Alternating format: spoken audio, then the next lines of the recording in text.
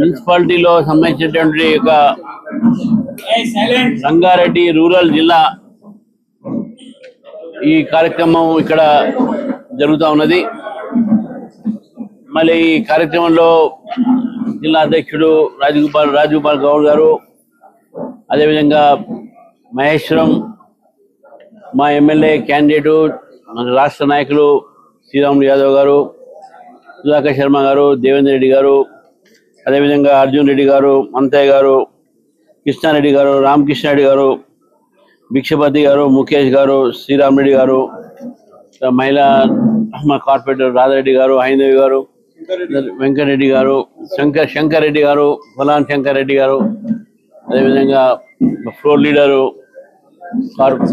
శ్రీధర్ రెడ్డి గారు, లీలా నాయక్, అందరికీ పేరు పైన నమస్కరిస్తూ చాలా సంతోషం. ఈరోజు ఈ యొక్క అసెంబ్లీ సెగ్మెంట్లో నేను అధ్యక్షుడిగా మొట్టమొదటి రావడం జరిగింది. మొన్న జరిగినటువంటి ఒక ఎన్నికల్లో శ్రీరాములు యాదవ్ గారు తప్పకుండా ఇక్కడ గెలిచేవారు. కానీ కొన్ని అబద్ధాల ప్రచారం వలన కానీ టీఆర్ఎస్ పార్టీ అప్పుడు కొన్ని కాంగ్రెస్ పార్టీ చేసినటువంటి ఒక దందాలకు ఈ సీటు కొన్ని ఓట్లతో ఓడిపోవడం జరిగింది. నాకు పూర్తి నమ్మకం ఉంది, వచ్చేసరికి మహేశ్వరం కాన్స్టిట్యున్సీ బీజేపీ కైవసకం తప్పకుండా చేసుకుంటుంది, 100%. దాంతోపాటు ఈ ఒక నియోజకవర్గంలో అనేక గ్రామీణ ప్రాంతం ఉంది, సబర్బన్స్ ఉన్నాయి. సరే, సబర్బన్ ప్రాంతం రేపు ప్రభుత్వం దీన్ని జిహెచ్ఎంసీలో కలుపుతుందా అవన్నీ అట్లా పెట్టినా కూడా ఎన్నికలు ఏ రూపంలో జరిపినా రేపు జరగబోయేటటువంటి ఒక ఏదైతే స్థానిక ఎలక్షన్స్ ఉన్నాయో, స్థానిక ఎన్నికలు ఉన్నాయో అందులో బీజేపీ మంచి విజయాన్ని సాధిస్తుంది. ప్రజలు బీజేపీ వైపు చూస్తూ ఉన్నారు. ముఖ్యంగా బడంగ్పేట్ మున్సిపాలిటీ ఏర్పాటు చేసినప్పుడు కూడా ప్రభుత్వం ఇక్కడ ఏదైతే ఇక్కడ ప్రజలకు సౌకర్యాలు అందించాలో అవన్నీ కూడా చేయలేకపోతా ఉంది. గత ప్రభుత్వం పట్టించుకోలేదు, ఇప్పుడున్న ప్రభుత్వం కూడా పట్టించుకోలేదు. వాన పడితే రోడ్డు మీద 2 చెరువులు ఉన్నాయి, మొత్తం రోడ్ అంతా మనకు ఇదైపోతుంది. ఇటుపక్క కూడా ఎయిర్పోర్ట్ పోయే దారి బ్రహ్మాండమైన దారి ఇది, అయినా కూడా వాన పడితే మాత్రం మనం పోలేని పరిస్థితి ఉంటుంది. కాబట్టి వానాకాలం వచ్చింది, ఇక్కడ ఉన్న ప్రాంతంలో 2 చెరువులు ఉన్నాయి. ఇక్కడ రోగాలు వచ్చేటటువంటి అవకాశాలు చాలా ఎక్కువ పెరుగుతూ ఉన్నాయి. మరి మున్సిపాలిటీ కానీ ప్రభుత్వం కానీ వీటిపైన శ్రద్ధ తీసుకొని అప్రమత్తం అయి వారు తీసుకోవాల్సినటువంటి జాగ్రత్తలు తీసుకోవాల్సినటువంటిగా ఉందని చెప్పేసి కూడా నేను ప్రభుత్వాన్ని కోరుతా ఉన్నాను. రెండో విషయం వచ్చే వరకు ఈరోజు మొత్తం రాష్ట్రంలో భారతీయ జనతా పార్టీ గ్రాఫ్ పెరుగుతూ ఉన్నది. నేను అధ్యక్షుడు అయిన తర్వాత నల్గొండ, సూర్యాపేట, మెదక్ ఈ జిల్లాలు తిరిగి వచ్చాను. రేపు మహబూబ్ నగర్ ఉమ్మడి జిల్లా, అంటే దాదాపు 5 జిల్లాలు తిరుగుతా ఉన్నాను. ప్రజల్లో భారతీయ జనతా పార్టీ పట్ల ఒక విశ్వాసం పెరిగింది. భారతీయ జనతా పార్టీ ఈరోజు ఒక ప్రత్యామ్నాయంగా మారుతున్న విషయం మనం చూస్తూ ఉన్నాం. ముఖ్యంగా గతంలో పట్టణ ప్రాంతానికే పరిమితమైనటువంటి భారతీయ జనతా పార్టీ ఇప్పుడు గ్రామీణ ప్రాంతంలో కూడా బాగా పెరుగుతూ ఉన్నది. ఈ పెరుగుతానికి 2 కారణాలు ఉన్నాయి. ఒకటి, ఇప్పుడున్న ప్రభుత్వము దాని పట్ల ప్రజలకు విరక్తి ఉంది. ఇప్పటికీ ఈ ప్రభుత్వం వ్యతిరేకంగా ప్రజలు ఎందుకు అయ్యారంటే వారు వాగ్దానం చేసినటువంటి ఏ వాగ్దానాన్ని కూడా ప్రజలకు అందిలేకపోతున్నారు. గత ప్రభుత్వం దోచుకున్నది మేము కూడా దోచుకుంటాము, మాకేం మిగలలే కదా బాధపడతా ఉన్నారు వాళ్ళు. కాబట్టి అటువంటి ఒక నేపథ్యంలో భారతీయ జనతా పార్టీ వైపు ప్రజలు చూస్తూ ఉన్నారు. కాబట్టి నేను ఈ సందర్భంగా కార్యకర్తలని ఒకటే కోరుతా ఉన్నాను, మీ ద్వారా మనకు మంచి వాతావరణం ఉన్నది, మంచి కష్టపడండి, ముందుకు పోండి. ఈరోజు బ్రహ్మాండమైనటువంటి వాతావరణం ఉన్నది. ఈ వాతావరణంలో భారతీయ జనతా పార్టీ రేపు రాబోయేటటువంటి స్థానిక ఎన్నికల్లో అది హైదరాబాద్ జిహెచ్ఎంసీతో కలిపి నేను అంటున్నాను. జిహెచ్ఎంసీ కూడా మేయర్ బీజేపీ ఉంటుంది, ఇక్కడ జిల్లా పరిషత్ కూడా ఒకవేళ మేజర్ బీజేపీ ఉంటుంది. అదేవిధంగా గ్రామాలలో కూడా వార్డు మెంబర్ నుంచి జెడ్పీటీ దాకా బీజేపీ పోటీ చేస్తుంది. ఎక్కువ సంఖ్యలో బీజేపీ గెలిచేటటువంటి ప్రయత్నం చేస్తుంది. దీనికి కార్యకర్తలందరూ కూడా సిద్ధంగా ఉండాలని చెప్పేసి కూడా ఈ సందర్భంగా కొడతాం. 10% నేను అదే అన్న, అగ్రకులాలకు 10% దాంట్లో ముస్లిమ్స్ ఉన్నాయి, సపరేట్ గా ముస్లింకి ఇవ్వాల్సిన అవసరం లేదు. అది కాక బీసీబీలో కూడా దూదేకులు ఉన్నది, హజాం ఉన్నది, కసబ్లు ఉన్నాయి, వాళ్ళకు కూడా రిజర్వేషన్స్ ఉన్నాయి. కాబట్టి డబుల్ ట్రిపుల్ రిజర్వేషన్ వాళ్ళకి అవసరం లేదు. ఒకటి. రెండోది, కాంగ్రెస్ పార్టీ ఏం చేస్తుందంటే బీజేపీ వాళ్ళు 10% ఎక్కువ రిజర్వేషన్ ఇచ్చింది కదా అన్నారు. అది రాజ్యాంగంలో మార్పు తీసుకొచ్చి ఉన్న రిజర్వేషన్లో 10% ఎక్స్ట్రా, అది దీంట్లో సంబంధం లేదు. ఉన్న రిజర్వేషన్ అయితే 50% ఉండాలి. ఉన్న రిజర్వేషన్లు కాక అదనంగా దాన్ని సూపర్ న్యూమరీ అంటారు. సూపర్ న్యూమరీ క్రియేట్ చేసి ఈ రిజర్వేషన్ ఎవరికి కూడా తక్కువ కాకుండా అది సపరేట్ క్రియేట్ చేశారు. కాబట్టి సుప్రీంకోర్టు దాన్ని అపీల్ చేసింది. బీసీ రిజర్వేషన్ కు అదే దాన్ని సుప్రీంకోర్టు క్యాప్ అదే మేము అంటున్నాం. మీరు 42% చెప్తున్నారు కదా, దానికి మీరు ఇక్కడ చట్టాన్ని అమెండ్ చేయాలి, గ్రామ పంచాయతీ యాక్ట్ని అమెండ్ చేయాలి మీరు. అది ఎలక్షన్ స్టేట్ ఎలక్షన్ కమిషన్ కదా చేసేది. రిజర్వేషన్ నంబర్ పరిచేది స్టేట్ గవర్నమెంట్. 9th షెడ్యూల్ పెట్టాలి, మీరు పెడతారు. కానీ ఆల్రెడీ సుప్రీంకోర్టు కొన్ని జడ్జ్మెంట్స్ ఉన్నాయి. కృష్ణమూర్తి జడ్జ్మెంట్ ఉంది, ఐఆర్ కోహ్లీ జడ్జ్మెంట్స్ ఉన్నాయి. సో ఈ జడ్జ్మెంట్ అన్ని కూడా అడ్డం వస్తున్నాయి. అందుకనే వాళ్ళు ఆర్డర్ తీసుకువచ్చి ఇప్పుడు హోమ్ మినిస్టర్ పంపించారు.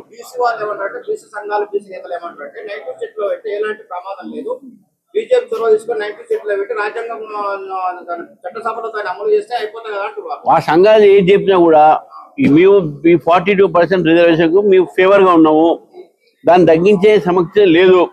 ఈ ప్రభుత్వం తీసుకువచ్చిన దానికి బీజేపీ ఫుల్ గా సపోర్ట్ చేసింది. ఈ రోజు కూడా సపోర్ట్ చేస్తున్నాం మేము. దాంట్లో ఉన్న లీగల్ రిస్కులు ఎవరు చూసుకోవాలి? ఏ ప్రభుత్వం తీసుకొచ్చింది వాళ్ళు చూసుకోవాలి కదా. అదే మేము అడుగుతున్నాం. మీ దగ్గర అమెండ్మెంట్ అట్లా ఉండదు. అమెండ్మెంట్ ఒక రాష్ట్రానికి ఉండదు.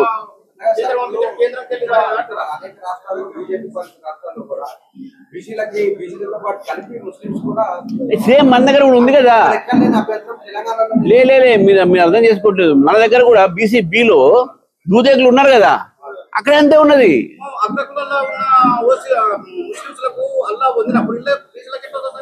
ఏ దేంట్లో నీ అదే అడుగుతున్నా కదా, మేము అదే అంటున్నాం కదా, వాళ్ళకి 3 ఎందుకు వస్తున్నాయి అనేది. అవును,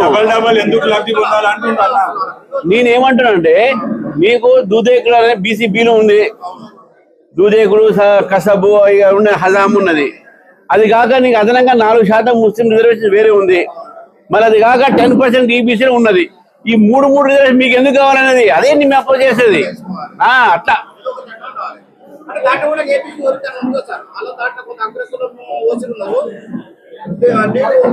అది ఎవరు డిసైడ్ చేయాలి? బీసీ కమిషన్ డిసైడ్ చేయాలి.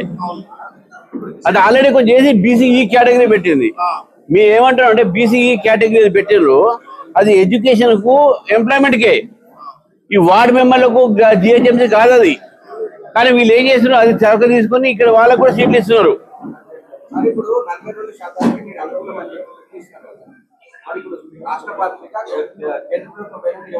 మేము ఒత్తిడి మేము మీ ఎందుకు సార్ ఒత్తిడి తెచ్చింది ఎవరు?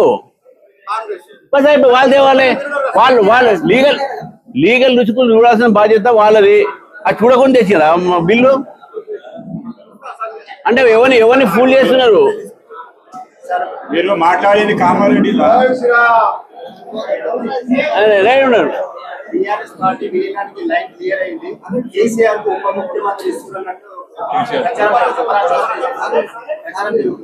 ఆ ప్రచారం అట్నే ఉండనియండి, ఆ ప్రచారం చేసిన అట్నే ఉండని. మంచి ఆస్కార్ అవార్డు ఇస్తే వాళ్ళకి మంచి ఆయన.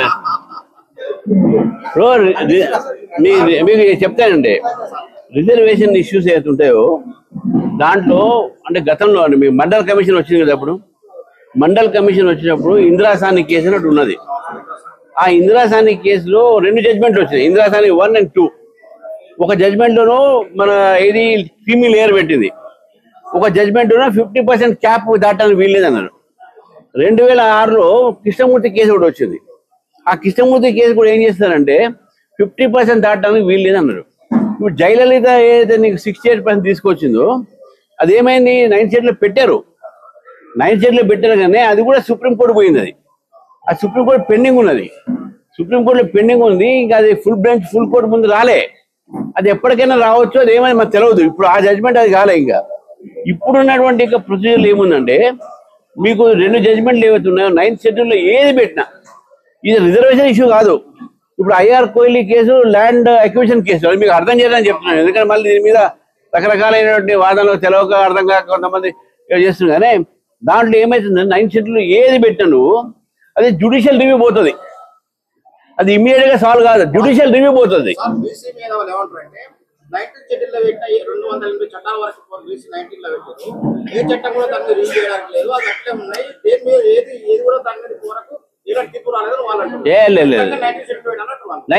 తీర్పు రాలేదంటే అన్ని ఫుల్ కోర్టు ముందు ఉన్నది అది.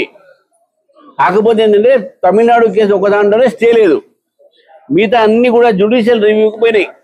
జ్యుడిషియల్ రివ్యూకి పోతుంది కంపల్సరీ. 9th షెడ్యూల్లో పోయిన ప్రతిదీ కూడా జ్యుడిషియల్ రివ్యూ చేయాలి. కేశానంద భారతి కేసు నుంచి ఇప్పుడు కూడా అదే. అది